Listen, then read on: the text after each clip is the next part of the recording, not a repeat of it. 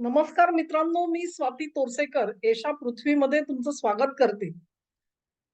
मोदींच्या गेल्या 10 वर्षाच्या कारकिर्दीमध्ये आपण बघू, तर असे अनेक प्रसंग आले, की त्यांनी चिडून जाऊन, चिरडीला येऊन विरोधकांवरती तुटून पडायला पाहिजे होतं आणि ते तुटून पडता-पडता स्वतःही उन्मळून पडावं, कोसळून पडावं अशा पद्धतीची व्यूहरचना करण्यात आली होती. ही जी व्यूहरचना आहे, ती केवळ त्यांच्या अंतर्गत विरोधकांनी केलेली होती असं नाही आणि अंतर्गत व्यासपीठासाठी केलेली होती असं नाही, तर ती देशाबाहेरचं व्यासपीठ आणि क्षितिज मनात धरून देशाबाहेरच्या शत्रूंनी सुद्धा अशी परिस्थिती त्यांच्यासमोर निर्माण केलेली होती. त्याच्यामध्ये तुम्ही अनेक उदाहरणं घेऊ शकता. पठाणकोट असेल, उरी असेल, इथे झालेले हल्ले असतील. आपण जो परतवून लावला तो बालाकोटचा हल्ला, त्याच्या अगोदर एक सर्जिकल स्ट्राईक मोदी सरकारने केलेला तुम्हाला आठवत असेल. हे हल्ले असतील, शेतकरी आंदोलन असेल, ते खलिस्तानी येऊन दिल्लीपर्यंत पोहोचले आणि त्यांनी झेंडा लावलेला होता लाल किल्ल्यावरती, तो प्रसंग तुम्हाला आठवत असेल. असे सगळे मणिपूर, खुद्द मणिपूर आजचा सुद्धा ज्वलंत प्रश्न आहे आणि तो ज्वलंत प्रश्न असा चालू आहे. तिथे लडाखमध्ये सोनम वांगचुक जे आहेत, ते काहीतरी आंदोलनं करतायत, उपोषणं करतायत. अशा वेगवेगळ्या पद्धतीने तुमच्या समोर आव्हानं उभी केली गेली. चीननी तर प्रत्यक्ष म्हणजे पाकिस्तान कुरापती काढतोच. मला वाटतं काश्मीरमध्ये आता ओमर अब्दुल्ला सरकारने शपथ घेतली त्या दिवसापासून तुम्ही बघाल तर रोजच्या रोज काही ना काहीतरी घुसखोरीचे उद्योग चालू आहेत. कुठे ना कुठेतरी हल्ले केले जात आहेत. ही तर गोष्ट ही एक छोटी गोष्ट आहे असं आपण म्हणू, कारण हे गेली कित्येक वर्ष चालू होतं. त्याला आता पुन्हा एकदा उजाळा मिळालेला दिसतो. 5 वर्ष म्हणजे 2019 ते 24 सगळं बंद होतं. 370 रद्द केल्यानंतर. चीननी तर घुसखोरी अशी केली, की अगदी झटापटी झाल्या आणि युद्ध आज पेटेल का उद्या पेटेल अशी अवस्था त्या सगळ्या दोलायमान परिस्थितीमधून आपण गेलो. पण या सगळ्यावरती शांत चित्ताने कुठेही आपलं एकाग्रता भंग पावू न देता मोदींनी तोंडाने बडबड न करता पडद्यामागे हालचाली करून दोन्ही पद्धतीने परिस्थिती ही चिघळणार नाही याची काळजी घेतली आणि त्याच्यामधून घसरण होणार नाही याची काळजी घेतली. आजच्या घडीला त्याला तुम्हाला यश आलेलं दिसतं.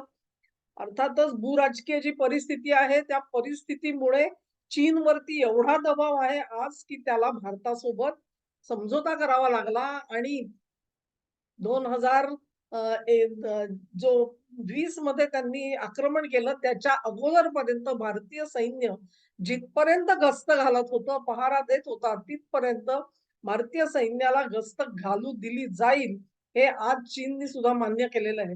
या समझोत्याचे जे तपशील आहेत ते अजूनही ठरत आहेत आणि ती जी एक प्रक्रिया आहे ती आता पूर्णत्वाला जाईल अशी चिन्ह दिसतायत. कारण चीनला त्याच्या पश्चिम आघाडीवरती युद्ध व्हायला नको आहे. त्याची पूर्व आघाडी जी आहे, ती आघाडी अत्यंत तप्त आहे आणि तिथे अमेरिका आपला सगळा जोर लावणार अशी परिस्थिती दिसते आहे. तेव्हा संपूर्ण जगामध्ये तुम्ही बघाल तर एका ठिकाणी युक्रेनचं युद्ध पेटलेलं आहे, जे की रशियाच्या वेशीवरती आहे. दुसरं पेटण्याच्या अवस्थेमध्ये आहे, जे की दक्षिण चीनच्या समुद्राच्या आसपास घडताना दिसत आहे आपल्याला. एक युद्ध होणार अशी परिस्थिती, स्फोटक परिस्थिती दिसते आहे. मध्य आशियामध्ये तर युद्ध युद्ध म्हणता येणार नाही, परंतु युद्धजन्य ज्या कारवाया ज्या काही केल्या जातात, तशा कारवाया इस्रायलकडून केल्या जातायत. त्याला इराण प्रत्युत्तर देतोय आणि इस्रायल त्याच्यावर वरकडी करताना दिसतो आहे. तेव्हा ही सगळी अशांतता जी आहे ती संपूर्ण जगात पसरली आहे. त्याच्यामध्ये भरीला भर म्हणून भारताच्या पश्चिम आणि पूर्व दोन्ही सीमांवरती युद्ध घडवून आणण्याचे बेत आखले जात होते. खालती मणिपूर आणि त्याच्या खालती कुकीलँड हे एक ख्रिश्चन राष्ट्र निर्माण करण्याचा संकल्प अमेरिकेने सोडलेला दिसतो. ही सगळी परिस्थिती तुम्ही जर का बघाल, तर भारताला एक प्रकारे युद्धाच्या संभाव्यतेने संपूर्णपणे घेरलेला आहे, असं आपण म्हणू. तुम्ही कितीही म्हणलात, मोदींनी लाख प्रयत्न केलेले आहेत आणि हे सगळं थांबवायचा एक प्रयास केलेला आहे आणि त्याच्यात त्या आजपर्यंत तरी यशस्वी झालेले आहेत. असं म्हणतात, की संपूर्ण जगामध्ये आज जर का 2 देश भांडत असतील, युद्धात उतरलेले असतील, तर त्यांच्यामध्ये समझोता करायचा, समेट करायचा, तर एकमेव व्यक्ती जर कोण असेल, तर ती मोदी आहे. आणि मग पुतिन आणि झेलेन्स्की यांच्या मध्ये मध्यस्थी करावी म्हणून मोदींना साकडं घातलं जातंय. पूर्वे आशियाची तीच परिस्थिती आहे जिथे इस्रायल आणि इराण या दोघांना सुद्धा कुठेतरी समेटाची भाषा करायला लावायची, तर तो परत एकदा भारत हाच देश असणार आहे. तेव्हा या दोघांनाही मोदींनी दिलेला जो सल्ला आहे, युनोच्या समोरची त्यांची भाषणं असतील किंवा अन्य व्यासपीठावरची, ते सतत बोलत आलेले आहेत, की हे जे युग आहे, हे युद्धाचं युग नाही. म्हणजेच काय, तर ज्याला कन्व्हेन्शनल वॉर म्हणतो आपण, तसं युद्ध आता खेळलं जाऊ शकत नाही, याची सर्वांनी नोंद घ्यायला पाहिजे. आणि जे काही मतभेद आहेत ते वेगळ्या मार्गांनी सोडवता येतात. ह्याचं प्रात्यक्षिक उदाहरण आज मोदींनी जगासमोर ठेवलेलं आहे. म्हणजे केवळ पोपटपंची करणारा आणि लोकांना मार्गदर्शन करणारा आणि स्वतः मात्र वेळ आली, की अरेला ताबडतोबीने क्षणाभरात उत्तर देऊन का रे म्हणायचं, अशी अवस्था नाहीये. आपण त्यांनी उदाहरणाने दाखवून दिलेलं दिसतं. आणि इतकं जरी झालं तरी सुद्धा आपण असं आज म्हणू शकतो का, की भारताला युद्धाचा धोका मात्र नाही. तर तसं झालेलं नाहीये मित्रांनो. कारण तुम्ही जरी युद्ध टाळायचा प्रयत्न केला, तरी युद्ध तुमच्या शोधामध्ये धावत येताना दिसतंय. आणि त्याचं कारण आहे, की भारताची भरभराट. भारताचं जगामध्ये उंचावणारं स्थान हे काही जणांना डाचतं आहे. डीप स्टेटला डाचतं आहे. मला वाटतं राष्ट्रसंघाचे जे सरसंघचालक आहेत त्यांनी सुद्धा यांचा उल्लेख केला, डीप स्टेटचा उल्लेख केला, वोकिझमचा उल्लेख केला, कल्चरल मार्क्सिझमचा. तेव्हा ह्या सगळ्यामध्ये आजपर्यंत सगळेजण टिंगल-टवाळ्या करत होते, की ह्या सगळ्या कॉन्स्पिरसी थिअरीज आहेत. कारस्थानं काहीतरी तुम्ही सांगता आणि त्याच्यात तथ्य नाही. परंतु मोहनजींनी सुद्धा त्याच्यावरती भर दिलाय. त्यातून आपण बोध घेऊ शकतो, की हे सगळे धोके जे आहेत, हे संभाव्य नाहीत, तर ते वास्तविक आहेत आणि भारताच्या समोर ते भेडसावत उभे आहेत. ह्या डीप स्टेटला भारताची उन्नती, उत्कर्ष सहन होणं केवळ अशक्य आहे. तुमच्या हातामध्ये जर का जगाची सूत्र गेली, तर त्यांचं स्थान जे आहे, ते धोक्यात येणार आहे आणि ते त्यांना सहन होत नाहीये. आणि म्हणून कसंही करून भारताला युद्धामध्ये ढकलायचं. कारण एकदा युद्ध सुरू झालं, की पुढचे जे गोष्टी असतात त्या तुमच्या हातात राहतात असं नाही. युद्ध सुरू करायचं की नाही हे तुमच्या हातामध्ये जरूर आहे. पण ते एकदा सुरू झालं, की तुम्ही फक्त फरफटत जाता, तुमची त्याच्यामुळे घसरण होते. कारण युद्धाचा खर्च अवाढव्य असतो मित्रांनो.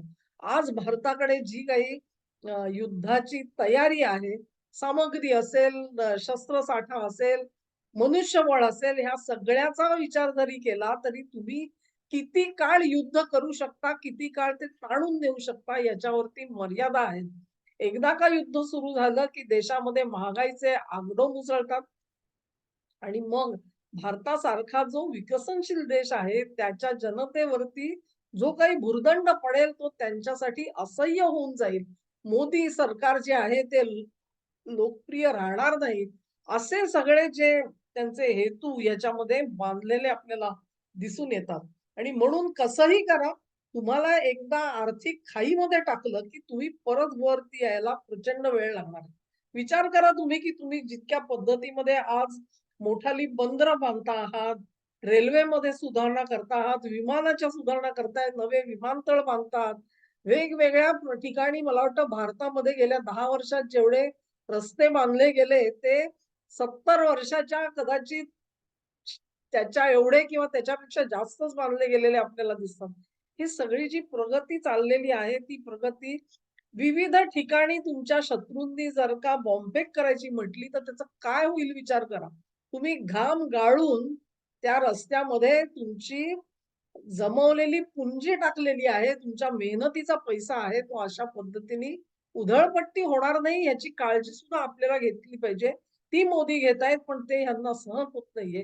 कारण तुमच्याकडे जर का हे इन्फ्रास्ट्रक्चर असेल, तर त्याच्यावरती आधारित तुमच्याकडे नवनवीन लोक हे आकर्षित होणार आहेत, कारखानदारीसाठी इथे येणार आहेत. आपल्या घरातला पैसा घेऊन इथे येतायत, की मी इथे गुंतवणूक केली तर मला कुठेतरी लाभ मिळू शकेल. हे त्यांचं जे गणित आहे ते गणित आणि ती जी सायकल आहे, ती सायकल त्यांना तोडायची आहे. त्यासाठी कुठूनही का होईना पण भारताला युद्धामध्ये गुंतवणं महत्वाचं आहे. आता एक जरूर तुम्ही करू शकता, की बाह्य जे शत्रू आहेत तुमचे, पाकिस्तान तर लढण्याच्या परिस्थितीत नाहीये. अफगाणिस्तान सुद्धा भारतावर हल्ला करेल असं नाही. हे जे देश आहेत, ह्यांना तोंड द्यायला भारताचं सैन्य समर्थ आहे.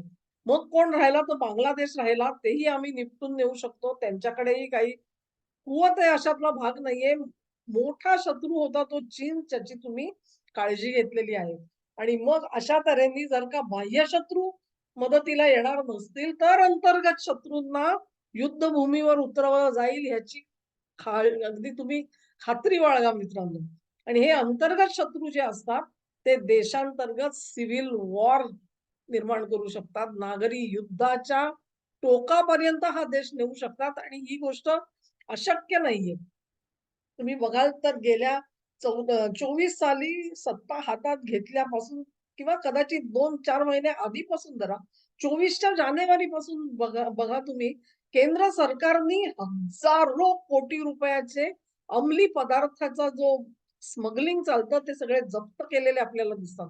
हा पैसा कुठे जाणार होता? हा पैसा तुमच्याच देशामध्ये उत्पाद घडवण्यासाठी वापरण्यात येणार होता. कारण तो सगळा काळा पैसा आहे. हेही लक्षात घ्या. मग त्याच्या जोडून तुम्हाला रेल्वेमध्ये अपघात घडवण्याचं सत्र असेल किंवा विमानांना दिल्या जाणाऱ्या धमक्या असतील, हे जोडून बघा त्याला, काय होऊ शकतं ते. हे इतक्यावरच थांबलेलं नाहीये, तर वेगवेगळ्या ठिकाणी वक्फ बोर्डाच्या निमित्ताने मुस्लिम समाजाला दिशाभूल करून त्यांचे जे कट्टरपंथी लोक आहेत ते रस्त्यावर उतरवत आहेत आणि वेगवेगळ्या प्रॉपर्ट्या हडप करण्याचं सत्र चालू आहे आणि त्याला हिंदू समाज विरोध करताना दिसतोय. हा विरोध जो आहे जसा आपण हिमाचलमध्ये बघितला, तसा हरियाणात बघितला आणि तसा महाराष्ट्र आणि गुजरातमध्ये बघितला. मी तर काही ज्या व्हिडिओ आहेत त्या तर मध्य प्रदेशातल्या सुद्धा बघितलेल्या आहेत. तेव्हा हे एकंदरीत एक जे वातावरण आहे त्या वातावरणामध्ये हिंदू जरूर जागृत झालेला आहे आणि तो आपल्यावरचे हल्ले जे आहेत ते परतावू सुद्धा शकेल. पण त्या सगळ्या प्रकारामध्ये जे नागरी युद्ध किंवा तशी युद्धजन्य परिस्थिती तयार होईल भारतात, त्याच्यामधून परत एकदा देश हा मागे रेटला जाऊ शकतो. कारण जिथे अंतर्गत अशांतता असते, तिथे बाहेरचा उद्योगपती जो आहे तो यायला थोडासा नाखुश असतो.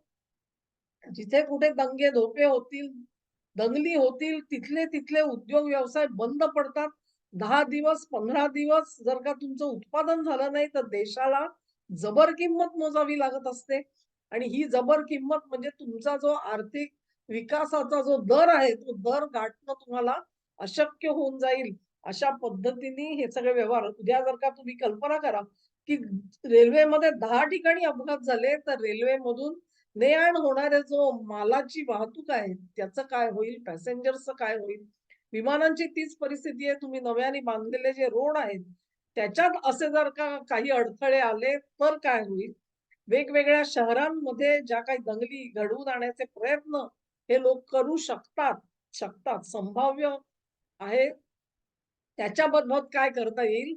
सगळ्याचा विचार करा. तेव्हा युद्ध तुम्ही टाळायला भले तयार असाल, बाह्य युद्ध सांभाळणं हे मोदींच्या हातात होतं, त्यांनी करून दाखवलं. पण अंतर्गत युद्ध जे आहे, ते अजूनही ओपन आहे. आणि ओपन आहे त्या वेगवेगळ्या पद्धतीने आंदोलनं उभी करणं, खलिस्तानचा प्रश्न पेटवणं ह्याच्यापासून प्रत्येक पर्याय हा जो आहे, हा ट्राय केला जाईल. ह्याच्याबाबत माझ्या मनात बिलकुल शंका नाही. ज्या पद्धतीने परदेशी वकिलातीमधले लोक हे इथल्या मोदींच्या विरोधकांना जाऊन भेटतायत आणि काय त्या बैठकांमध्ये चाललंय, त्यांचं प्लॅनिंग काय, हे हळू करत उलगडत जातंय. तेव्हा देशाला जसा सीमेवरती धोका आहे, तसाच तो सीमेच्या आत धोका आहे.